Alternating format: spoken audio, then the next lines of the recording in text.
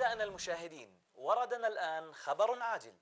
إذا كنت من أصحاب الأسهم المالية في أي من الشركات التالية فأنت على وشك أن تصبح مليونيرا وتنعم بحياة رغيدة.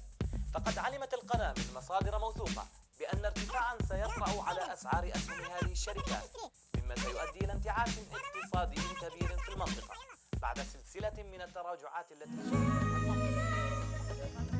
المنطقة.